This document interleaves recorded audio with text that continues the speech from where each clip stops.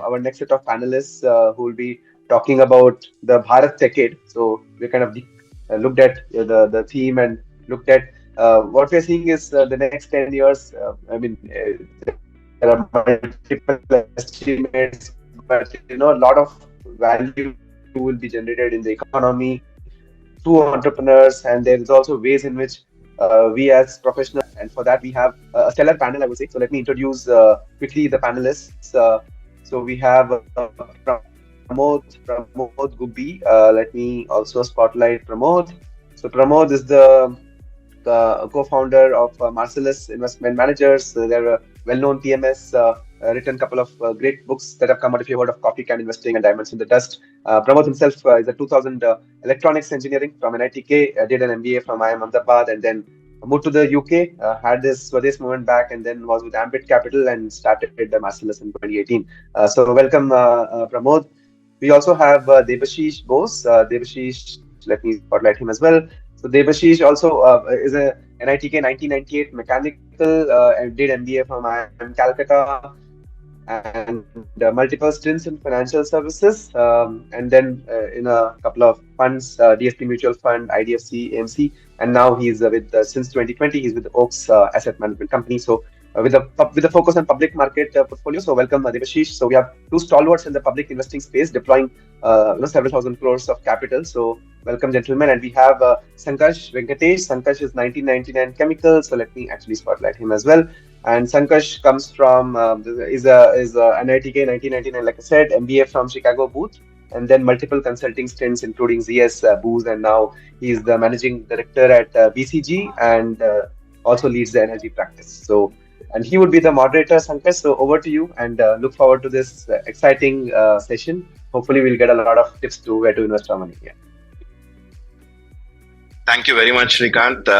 And needless to say, it is a privilege and honor to be amongst all our fellow college mates, and look forward to making this more of a dialogue and interactive session as opposed to a monologue, especially with the rich experience that both Pramod and Debashish bring. The idea of this panel, when we were architecting it comes on the back of the gold mine that India is sitting in, right? If you look at where we are, it's one of a kind opportunity which no country in history has actually seen. It usually is encapsulated as a 30-30-30 opportunity, right? Which is the next 30 years is an amazing growth opportunity for India. We will be adding 30 trillion more to the economy from a $3.7 trillion base today. And we have an under 30 population, which pretty much gives us the demographic dividend also for the next nearly 30 years, right? So on that gold mine, while we are sitting on that gold mine, there are several legs that need to come together. And one of the legs which we are blessed with and which we have proven is naturally the tech sector, whether it be the UPI, whether it be the digital welfare state or e-governance sort of things, and even the technology that we have proven ourselves from an indigenization standpoint of reaching the moon and so on, places us well to really capitalize on the tech side of things. And there is a silent revolution naturally happening and continuing in the tech sector, where the generative AI and so on are fundamentally changing the way we live, and there is a huge business opportunity coming up. And many of you would know the scale at which these changes are happening, which is ChatGPT, for example, took 5 days for 1 million subscribers, while Netflix in comparison took 3.5 years to hit the 1 million database. So we have the tech strong point in us and so on. Nevertheless, several other legs also need to be playing in tandem, right? On the manufacturing side, there is a big Make in India push. We are seeing several sectors open up, including defense, railways, civil, aviation, etc. And we have seen the fruits of Make in India in the automobiles, electronics, and several other sectors. But we are still yet to fully capitalize the manufacturing sectors themselves. and hit the aspiration of 25% share in GDP and 12 to 14% growth per annum on that. So there are several sectors where we are doing extremely well, several sectors where we have the right to win and we just need to capitalize on. And how do we actually bring this all together? Where do we see this going? And this all comes at a very important juncture, which is we have the elections coming up, both in India as well as the US. And there is naturally, and sadly so, there is an increasing unprecedented geopolitical tensions all over the world, right? In that context, we have naturally the two stalwarts, as Shrikant summarized well, Pramod and Debashish with us. So it would be great to hear Pramod to start with, and Debashish, from your standpoint. How do you see the year which has gone by, the 2023? Naturally, Nifty has done extremely well. It's been returns which are unprecedented, and despite all the variability that's existed all over the world, it's been a phenomenal year. And how do you see the next few years as well? Would be great if you can cover that. And also, while Shrikant introduced you briefly, would be great to hear a little bit more color of your journey as well. Right. Thank you. Thanks, Sankash. Thanks, Shrikant, for inviting me. It's always an honor to be part of this. Just as a brief introduction, I think Shrikant covered most of it. I'll just add a little bit of context to it. So I graduated in 2000 from electronics and joined Philips. This was sort of in the middle of the tech boom, as you can imagine. But I don't think I decided to do an MBA because of that, but it added to the need for understanding the crazy things that were happening around the turn of the millennium globally, especially in the tech sector. But having joined B School around that time when .com bust happened, I sort of got disenchanted with Wall Street. Remember, many Wall Street analysts ended up in jail having recommended tech companies despite fully knowing what's going to happen to them. So I went back to tech more in a business development role, but chanced upon this opportunity at a British independent equity research firm, which was trying to break this inherent conflicts of interest in Wall Street. They said Wall Street is corrupt because you end up serving two masters. Nobody's managed to achieve that. When I say two masters, the corporate on the one side and investors on the one side. So this firm was trying to say that we'll only serve investors, and that sort of appealed to me. And that sort of drove the shift towards equities. Also because the firm was looking for somebody who can bring underlying industry experience to researching tech companies as opposed to building the most beautiful DCF model. That sort of made sense to me, and that's how I started my career in equities, initially as an analyst. Later on, moved on to equity sales, where I would service a lot of institutional investors, and that's pretty much when I really learned the joys of investing. I ended up encountering a whole variety of investors. Some of them taught me how not to invest, but many of them I learned, why investing and compounding makes sense from a long-term perspective. And eventually, that's what we're trying to achieve at Marcellus. And with that cue, with Sankash's question about how we saw last year, I would just step back and say that we don't think in years, we think in decades. And I think the opportunity for India also, I would like to present in that time horizon. In fact, the panel says Techade, so I would think it's multiple decades of opportunity lying ahead for India. And if you allow me, I'll share a slide which I like to think in terms of mental models about what's happening to India right now. So this is based on learnings from a book called The Rise and Fall of American Growth by Robert Gordon. Effectively, how America got built is exactly what India is going through. When I say exactly, it's a little bit of an exaggeration because there are a lot of contextual things which are different. But about a century ago, what happened in America is what India is going through. So just switch back to what happened in America between 1880 and 1913, roughly that 50-year time span. Prior to 1880, America was much like how India was, say, 20, 30 years ago. It was just a collection of whole host of tiny, fragmented village economies, right? Every single village or a town had its own self-sufficient, flour mills, oil mills, whatever that local economy catered to. Beginning the build out of the railroads in 1880, there were a sequence of events that happened. The advent of telegraph, the discovery of the first mass model car in Ford's Model T, and then following which America built its massive road networks, the turnpikes, and so on.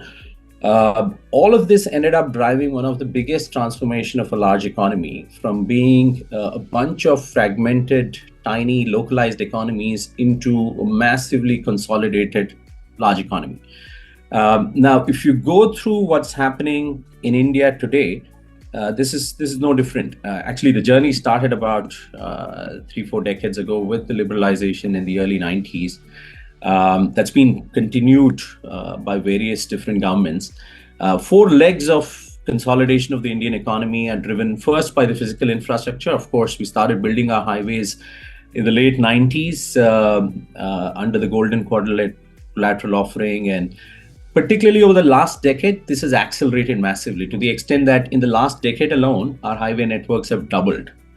So what this has done is made different parts of remote parts of the Indian economy accessible to businesses to cater to. Historically, if you asked Unilever, for example, they would count in terms of hundreds of towns. But the build out of the highways into small town India and villages in the early noughties, Unilever implemented this Project Shakti, where they massively expanded distribution, and a whole swaths of the economy, the population came into the addressable market for somebody like Unilever. So now apply that to a whole host of other businesses across different industries. You'll see the power of consolidation of the economy. The second big driver has been around taxation. India is perhaps the only country to have gone through both its direct tax as well as indirect tax reforms in a span of 5 years. In 2017, we introduced GST, 2018, and the corporate tax rate cut was done in 2019. Both of these two also have a massive role to play in terms of consolidation of the economy.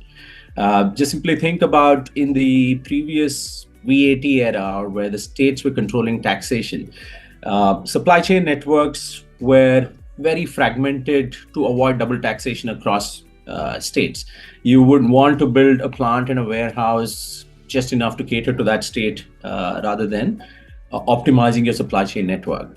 Because of GST, which is centralized today, several businesses have benefited massively through consolidation or optimization of their manufacturing and warehousing network, which in turn is reducing working capital investments for these firms. These firms' ROCs are going up, and at the same time, India is enjoying the biggest growth in productivity. Right? I'll come to the India stack, which is again equally powerful, as powerful as the physical infrastructure. But just to drive home the point of GST, if you add, say, the FASTag mechanism for trucks at India's highway network, this is how all three come together. The highway network, which is the physical infrastructure, FASTag mechanism, which is used to go through these toll booths, and thirdly, the tax reforms. The average time spent by a truck on the country's highways has fallen dramatically. And this in turn means massive reduction in inventories or working capital cycle, and hence improvement of productivity across the country. The third piece that drove a lot of reforms is the financial system. India has enjoyed a very strong legacy banking system, but it went through significant pain through the late noughties and the early tens, when a lot of banks indulged in sort of corrupt lending practices, which ended up destroying the balance sheets, which ended up putting a burden on the taxpayer as these banks had to be rescued and recapitalized. Raghuram Rajan, the former RBI governor, took this asset quality review in 2015, which actually sort of accelerated the pain on these balance sheets, but made them cleaner from a longer term perspective. So what we're seeing today over the last 2-3 years is perhaps the strongest state of the Indian banking system. If you take capital adequacy ratios as a measure of that, it's around 17-18%, which is something that at least we haven't heard of for many decades. So as a result, if the banking system is an enabler of the economy, we couldn't have thought of a stronger state of the banking system that we're seeing today than any point in history. And of course, the implementation of the bankruptcy rules in the country, which also meant that there are ways for the banking system to deal with dodgy borrowers or tricky corporates who end up defrauding the banking system. This is a big driver of economic growth through credit provision. And finally, like I said, this you can't emphasize. I'm sure plenty of people in this group are aware of this. Given this is an engineering forum, when I talk in other forums, people find it difficult to appreciate the power of UPI and Aadhaar and digital through the linking of bank accounts. The benefits to businesses and economy through significant growth in productivity, and also now with accounts aggregator and so on, you're much better positioned to be able to appropriately price risk in the banking system. For example, earlier, a lot of borrowers were pretty much given the same borrowing rate irrespective of the risk profiles. Today, given the digital footprint that an average Indian is leaving through the penetration of Aadhaar and UPI, lenders are able to price that risk more efficiently based on the repayment capabilities assessed through digital means. And that's just one benefit of this. I heard somebody talk about ONDC. Be happy to connect separately on that. We think this is going to be a transformation as well.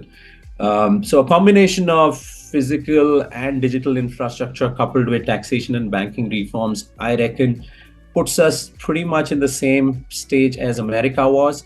And like I showed in the previous slide, a number of American brands that we know, other than the tech brands, most large American brands that we know of today were built in that 50-year period. And I reckon the best Indian companies will be built over the next 10, 20, 30 years, as several sectors of the economy which have been hitherto informal will be consolidated by 1, 2, or 3 brands or companies, many of them who don't even exist today. Right? So that's perhaps the best mental model I thought I'll put forward to lay the ground for how we should be looking at India, more from a decadal theme as opposed to 1, 2, 3 years. I think it's a multi-decadal theme ahead of us, and it would be great to look out for opportunities that we can benefit from this whole consolidation drive. So with that, I'll hand it back to you, Sankash.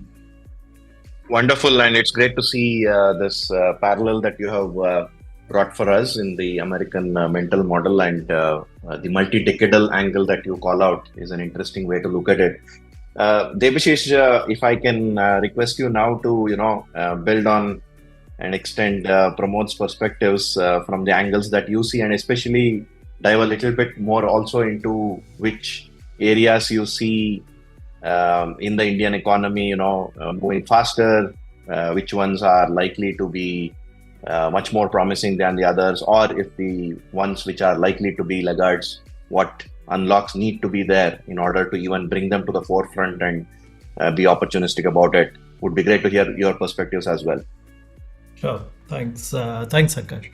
And thanks, Pramod. So let me also, take it in that same sequence, just to sort of complete what you had started off in terms of, just my introduction and background. I started out, I was in the 98 mechanical batch, then went to AMCAL, started in the financial industry in 2000 in wealth management with Kotak, and then went with them to the US, spent about 7-8 years over there.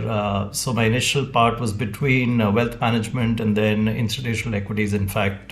So we had some similar starting points in our career. I also work with pretty much all the big hedge funds you would have heard of. I've kind of done something or the other with them back in the day.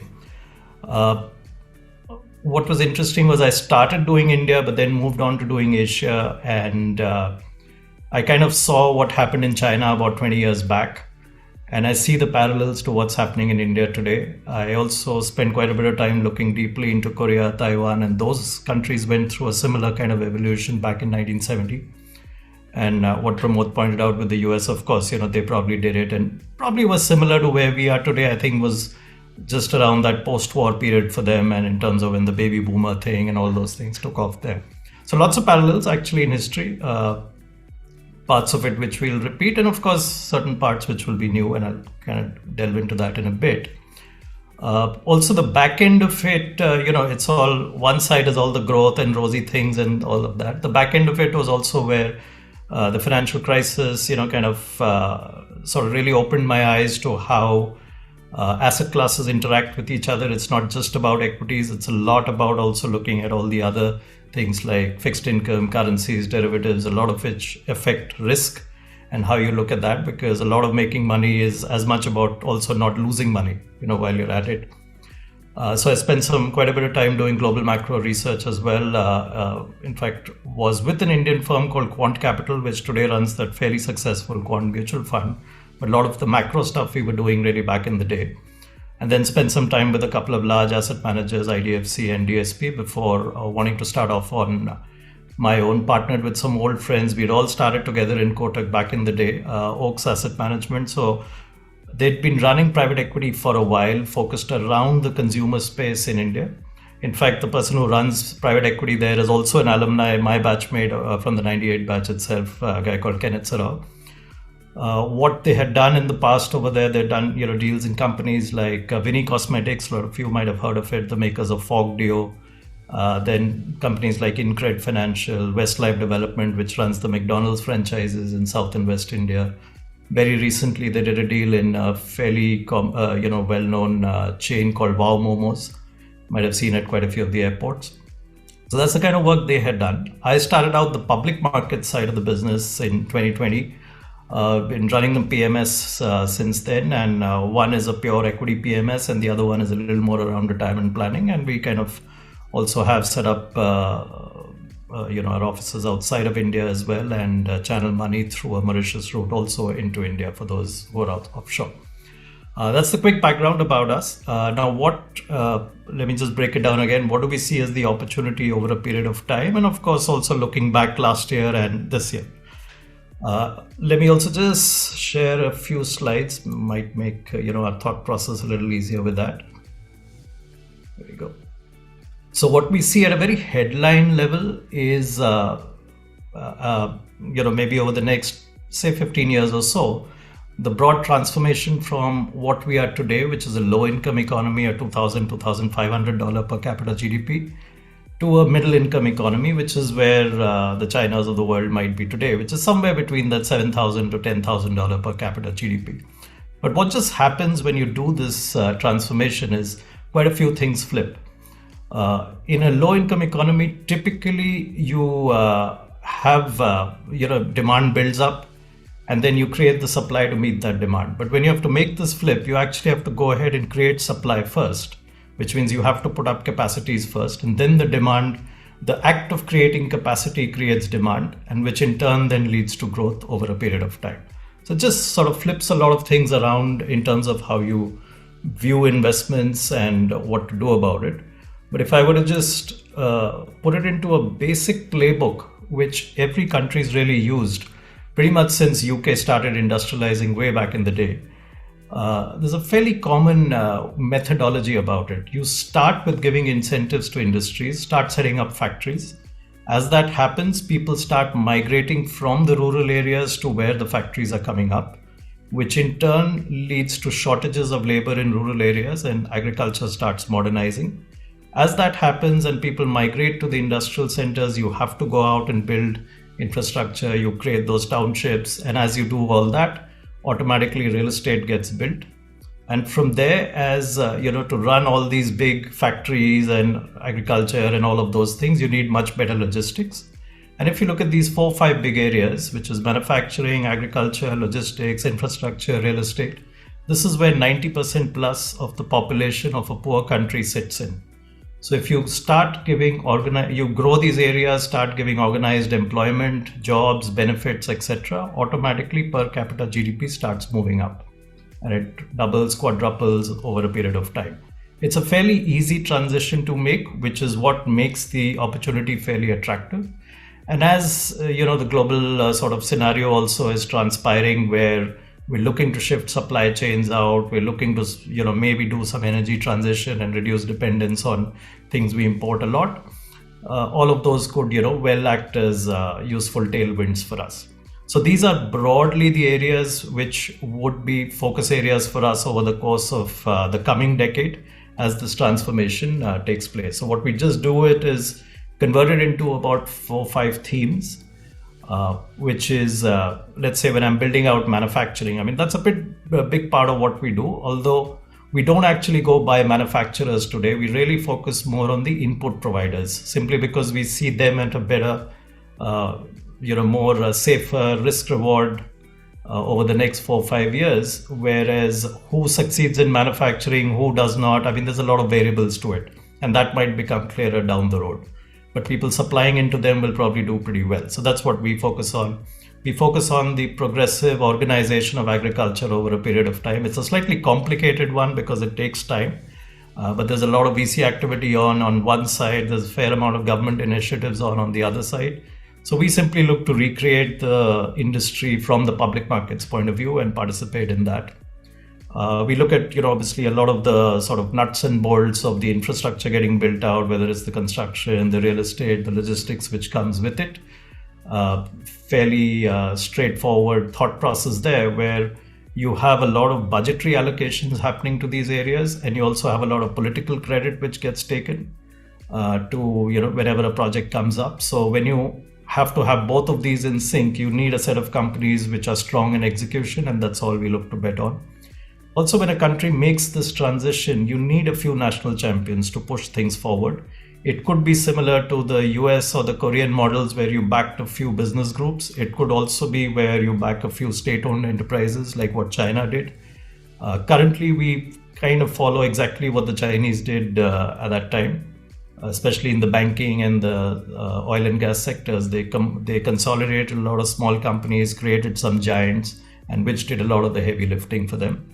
So all of this is, a big part of what we focus on. About 90% of what we really look to invest into is these areas, the physical build of India, if I were to call it collectively. A smaller part is the more digital build of India, which, we've all talked about this India stack, but I'll just lay out how we think about this, that it's the progressive steps in the creation of a digital economy.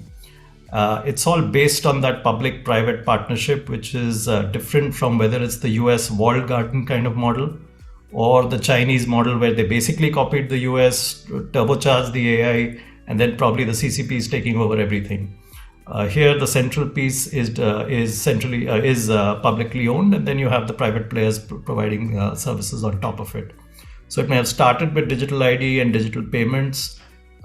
We have that account aggregator going on now, but you combine account aggregator, which is combining data in one place, with digitally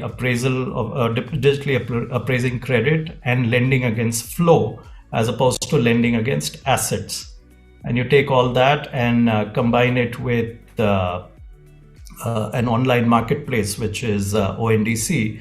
What you really end up with is the brass tacks of a digital economy. What remains after that is how do you build trust? That's where probably blockchain comes in. How do you build traceability? That's where probably CBDCs come in. And when you combine all of this together, what you really come up with is probably a gigantic P2P lending ecosystem at population scale.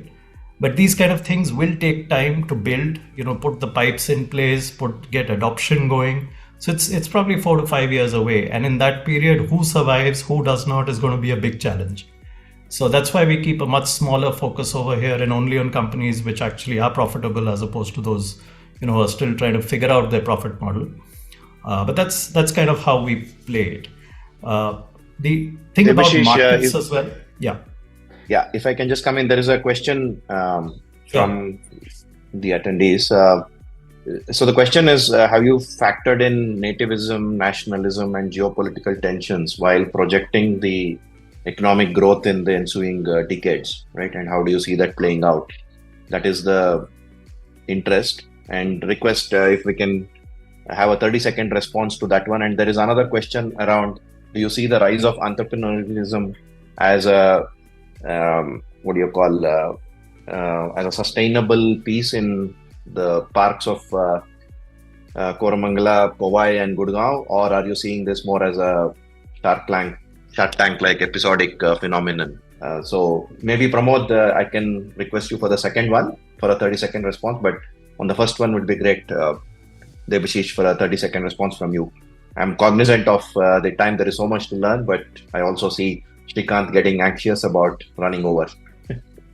No, sure. Definitely. I think you have to factor in macro, both in terms of how you are selecting areas to work on, the way we look at it, we see that the areas to focus need to have the combination of domestic tailwinds as well as global tailwinds behind them. And also to be cognizant of what can be disrupted and what can't be disrupted. Whatever can be disrupted will probably be disrupted. And from a geopolitical perspective, I think geopolitics is back into the fray for the first time after 40-50 years. What that leads to is things can flip on a dime, and therefore volatility is likely to be higher. We may or may not have the export-driven model which was there in the past. So possibly one has to go more local, but I think some of those answers we'll only get over time. There's probably going to be financial repression as part of a strategy. If you are needing to get out of a massive debt hole, the only way you do it is either you collapse the debt, which will mean collapse of currencies, or you go ahead and do financial repression over a period of time. And if financial repression is the way to go about things, it means embedded inflation is part and parcel of how things shape up, and you have to kind of, therefore look to own things which will benefit out of that. So definitely you have to keep that in mind from a risk management point of view as well. I think the interaction between currencies and also one way to think about it also is for most periods there could be business as usual, but there could be periods where that's not the case. If you're talking about energy transition, if you're talking about supply chain resets, these are the bedrocks of the reserve currency, which means you're really talking a reset of the reserve currency. Now that doesn't happen overnight, it takes time. But hypothetically, if someone told you that the reserve currency was not going to exist from tomorrow, what would you go and own? And how would you think about that? That really needs to be things you factor in terms of how you go around investing. That's wonderful. The 30-second over version. to you. Yeah. So on the entrepreneurship piece, right? India has always been entrepreneurial. We used to say that India is despite our politics, because the power of the individual's enterprise has been so strong. Hitherto, prior to liberalization, that enterprise was a necessity because the state was not creating enough jobs, and therefore we had to look after ourselves. What's happened in the last decade or so is the supply side push that has come because of the low interest rate regime, plethora of venture capital available from the West, is actually added fuel to that innate entrepreneurial capability of the average Indian. And that's fueled a boom in entrepreneurship. So I don't think it's going away anywhere. It was always there. It's going to continue. Maybe with, I totally agree with Debashish on we should expect interest rates to remain elevated, in which case maybe you won't have the tailwind of venture capital on the supply side towards entrepreneurship. But I reckon what we are seeing inside India, which is financialization of savings, and I heard the NITK Angel Network talk, we'll have plenty of capital to sort of replace or offset any shortfall coming in from the West. Capital generated domestically. So the better off Indians are allocating their savings towards encouraging entrepreneurs. And entrepreneurs have that innate drive. And particularly, I think the next generation is extremely aspirational. Aspirational in many ways, not just getting stuff for themselves, but also solving problems for the world, and in turn enriching themselves. So I reckon we are in the golden age of entrepreneurship, and it is only likely to continue over the next few decades. Thank you so much. It's been a very insightful dialogue. To wrap up this session, there is one more question, which I see in the chat. Both of you have been in the industry for 2 decades, but we also have several attendees here with young blood, right? And just looking for inspiration and direction in some form or fashion. What would be some of the 2-3 maybe specific practical tips you would leave them with from this session to capitalize on this opportunity? Maybe first Pramod, and then I'll go to Debashish, and we can wrap up the session.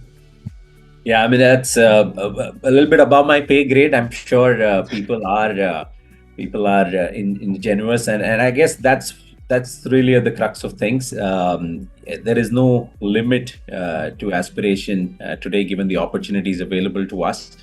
And to that extent, people need to be letting their thinking, getting the thinking hats on and look at solving problems. That's the most sustainable way of building a business. What are the problem you're trying to solve? Can you come up with the most innovative and the cost-effective solution to do that? Secondly, in terms of building a brand and profile, it's extremely important. You need to sell yourself. So whether through forums such as these, but even better, I think, is through writing. Unfortunately, most of us engineers haven't had the opportunity to pick up writing as a skill. But if you can develop that and build a brand around yourself with IP, that can add to the scale. So thinking of problems to solve and profile are a couple of things that I can think about. I'm sure there are plenty of other things. But yeah, I'll let Debashish take over.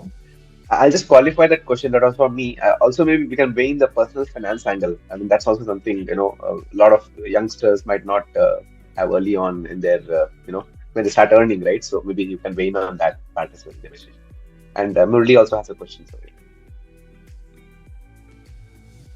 Sorry, I missed what you really said, but let me just carry on from what Pramod was mentioning. I think, opportunities are always there, but I would just say probably just incorporate a bit of realism as well, that all that easy money and all of those era is probably over.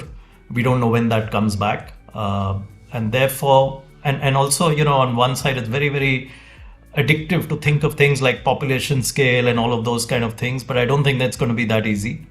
Keeping in mind that when you're thinking population scale, the big boys are also thinking like that, and it's not going to be an easy road to just come in and sort of walk over them.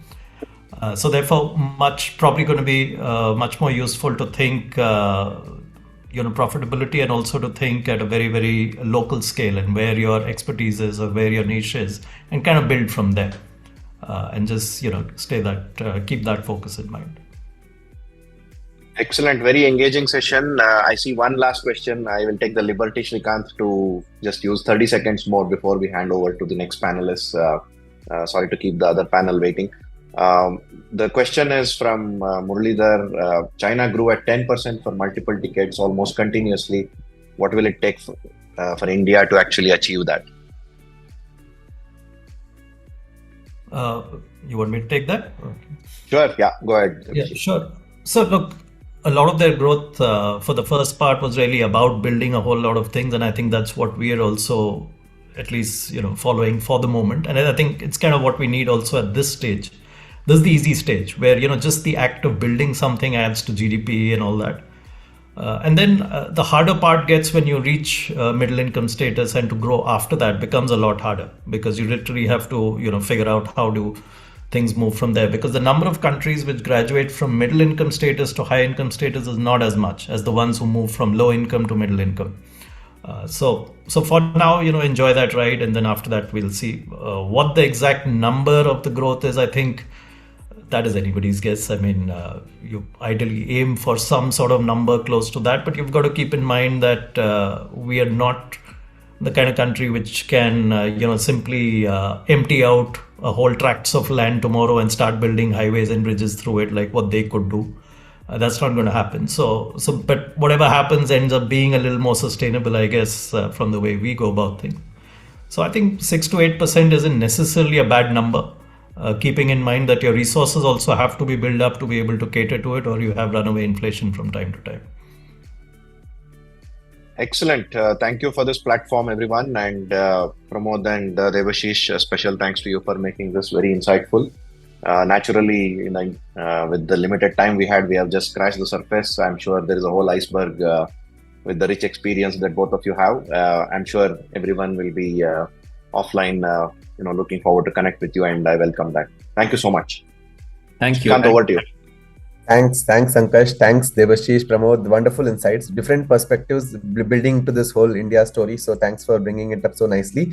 We'll continue this. Actually, Sankash and Pramod will be at NITKonnect, so you can catch up for longer. And that's also a gentle nudge to Debashish also to make it, so that we can carry forward this discussion in Bengaluru on the February 3rd. So yeah, we have a few avatars.